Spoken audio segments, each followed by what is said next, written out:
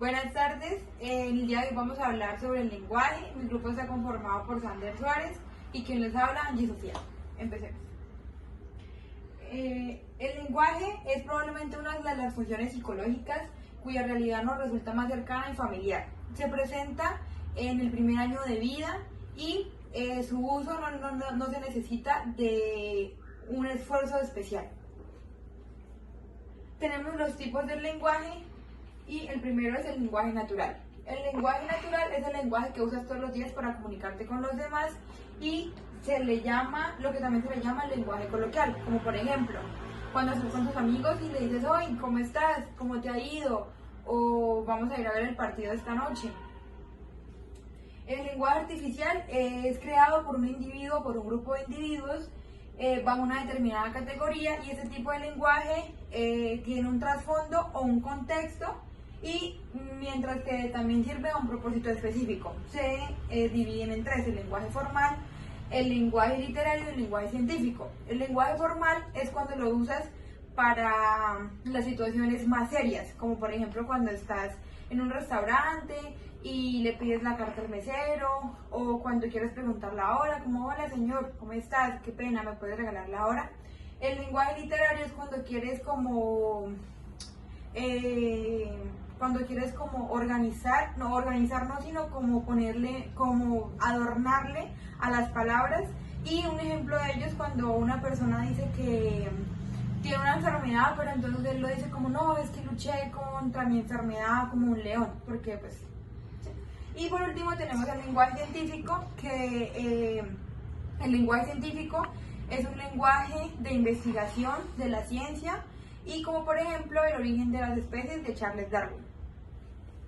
Tenemos el lenguaje verbal, que consiste en palabras, frases, expresiones u oraciones que se utilizan como forma de enviar un mensaje y comunicar información a otros. Los siguientes son dos principales tipos de lenguaje: el lenguaje oral y el lenguaje escrito. El lenguaje oral es cuando te comunicas con las personas mediante llamadas, mediante videollamadas, y el lenguaje escrito es un tipo de lenguaje en donde escribes y recibes mensajes por mensajes de texto, mensajes de correo electrónico, y un ejemplo sería como los cuentos, los ensayos y los mensajes.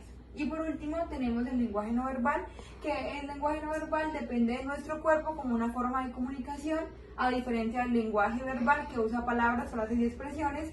En este no se hablan y no están escritos bajo este tipo de lenguaje.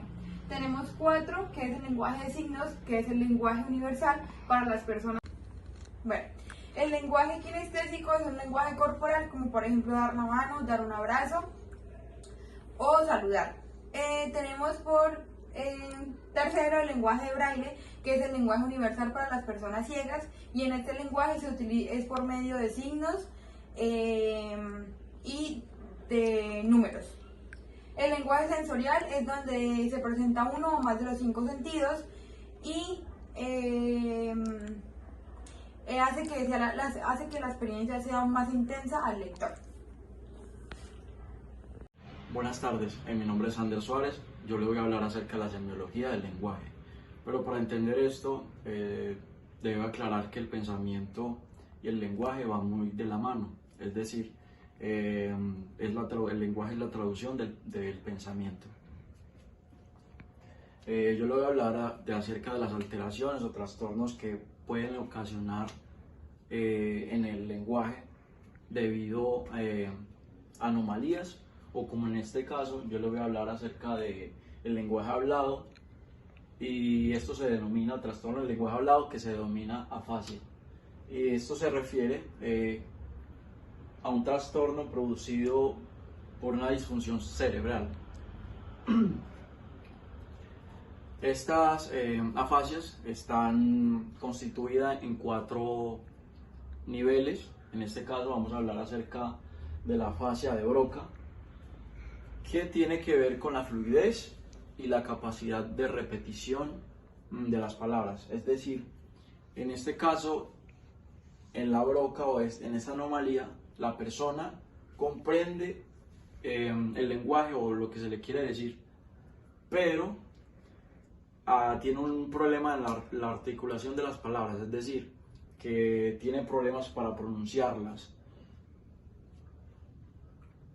Como en este caso, una persona con afasia de Broca podría caminar perro, queriendo decir caminar perro, queriendo decir sacaré a caminar el perro, o tal vez diga el libro dos mesas, cuando quiso decir hay dos libros sobre la mesa. En este caso, como lo indiqué hace un momento, la persona comprende bastante bien las cosas o el lenguaje. Dentro de este trastorno se consiguen en el patonomónico de los trastornos comunicativos, Alzheimer, Parkinson, afasia progresiva primaria de tipo no fluido. Ahora vamos a hablar de la afasia de Wernicke. En este caso, la afasia de Wernicke se encarga de la traducción del lenguaje, de la comprensión del lenguaje, qué pena. Bueno, digamos, si hay una alteración en esta área específica del cerebro, puede que la persona asocie el objeto, pero no llegando con su fin a darle el nombre a lo que verdaderamente es. Como por ejemplo, hay una mesa y una silla. Él llamaría a la silla, le llamaría mesa, y a la silla le llamaría mesa. Bueno, por ejemplo, eso se consigue en el patonomónico de la alexia y la grafia fluente. Bueno, también está las afasias nominales, que consiste en encontrar nombre correcto para un objeto. Como por ejemplo, una afasia nominal puede referirse a las tijeras como una herramienta utilizada para cortar el papel o el pelo. Y esto se consigue en el patonomónico anominia. Bueno, las afasias se clasifican con relación en las siguientes índices.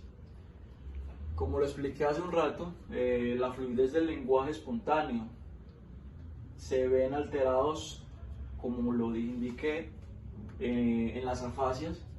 Tiene las dificultades para iniciar las frases, tiende a repetir una misma palabra y utilizar las frases cortas, tiende a omitir las palabras cortas que conectan unas con otras, y su discurso sin melodía, disténico y tosco. Como por ejemplo, tiende a repetir los sonidos, las sílabas o palabras.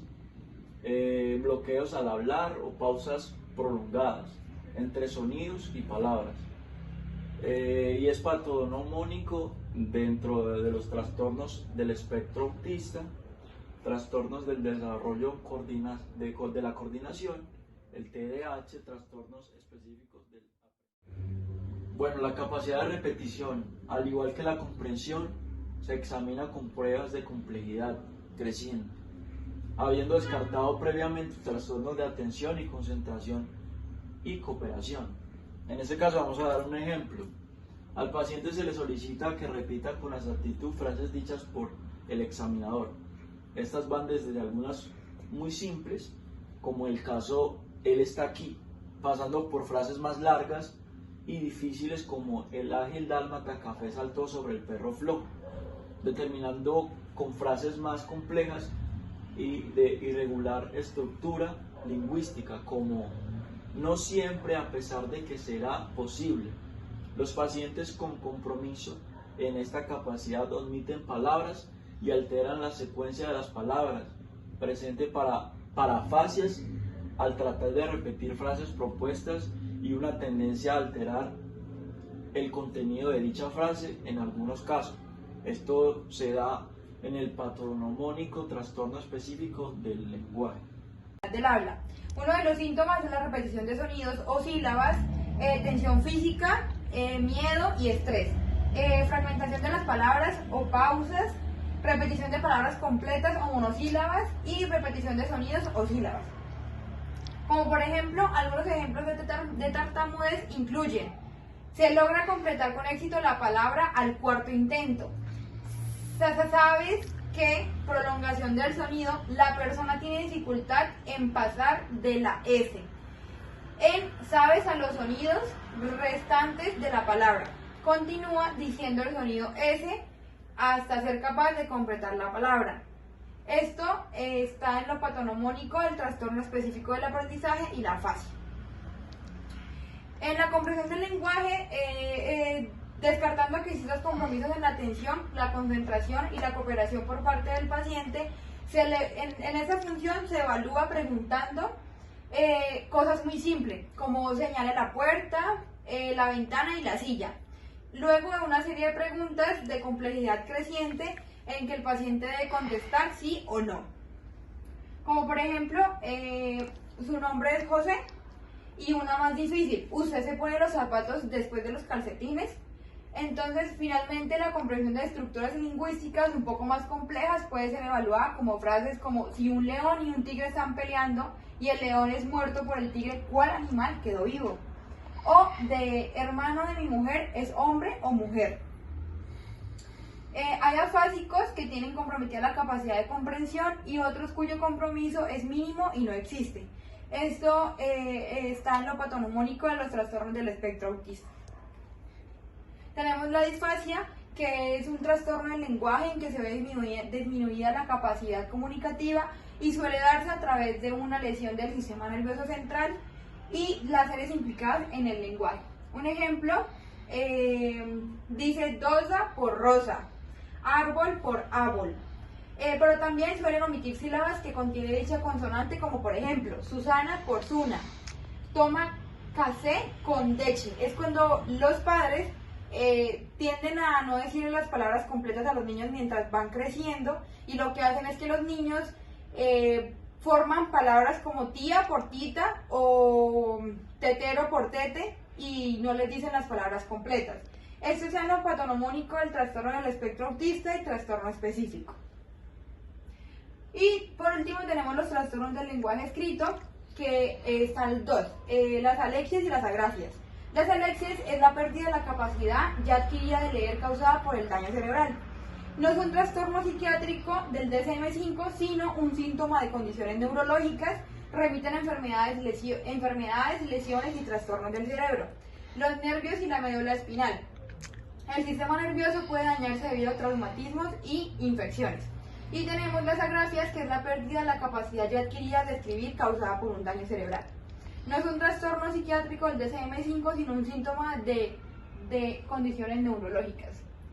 Por último tenemos la dislexia, que es un trastorno del aprendizaje que consiste en la dificultad de la lectura debido a inconvenientes para identificar los sonidos del habla y aprender a relacionarlos con las letras y las palabras. La dislexia, también llamada discapacidad para la lectura, es una consecuencia de diferentes individuales en el área del cerebro que procesan el lenguaje. Como por ejemplo, la velocidad lectora con silabeos, titubeos, rectificantes u omisiones de palabras. Puede ser cuando estás muy nervioso y nunca te han puesto a leer como en público y lo que haces es que titubeas al hablar o al leer, y son problemas para asociar las letras con los sonidos y los sonidos con las letras, dificultad para pronunciar las palabras no conocidas o familiares. Esto está en lo patonomónico del trastorno específico y trastorno del aprendizaje. Hola, soy Sofía. Y yo soy Mireya. Y les hablaremos sobre los trastornos del lenguaje y la comunicación. Mireya, ¿alguna vez te has preguntado qué son los trastornos del lenguaje y la comunicación en los contextos educativos y cómo se clasifican? Sí, sé bastante sobre el tema y puedo explicarte. Primero, tienes que saber en qué consiste el lenguaje y la comunicación. Estoy tan feliz por aprender en qué consiste. El lenguaje es la función que nos permite comunicarnos con otras personas, por el cual se transmiten ideas, emociones, pensamientos y proyectos. La comunicación es una acción social necesaria que nos permite conocer el mundo que nos rodea. Oye, Mireya, ¿y por qué surgen los problemas del lenguaje y la comunicación? Existen 4 causas: hereditarias, congénitas, perinatales y postnatales. También hay diferentes trastornos del lenguaje y la comunicación, como la dislalia, que es dificultad para pronunciar sonidos de forma correcta, la disfonía, que es voz ronca, rasposa e infatigada, y la disartría, que es un problema motor en el habla. Esto quiere decir que se derivan de muchas dificultades que afectan el desarrollo de las habilidades del lenguaje. Muy bien, Sofía. ¿Y cómo se clasifican estos trastornos del lenguaje y comunicación? Hay 3 tipos. Retraso en la adquisición y desarrollo del lenguaje, que es aparición tardía del lenguaje y la expresión y desarrollo lento con respecto a la edad cronológica. Trastornos específicos del lenguaje, que es la anormal adquisición de la comprensión del lenguaje oral. Y afasia, que es la pérdida del lenguaje oral ya aprendido y se da por daños en el sistema nervioso central.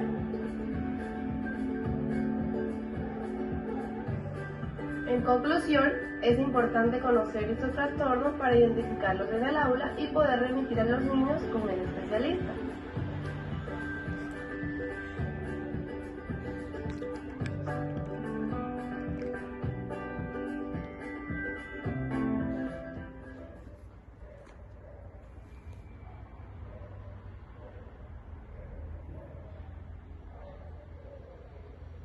Bueno, eso era todo por hoy en nuestra exposición del lenguaje.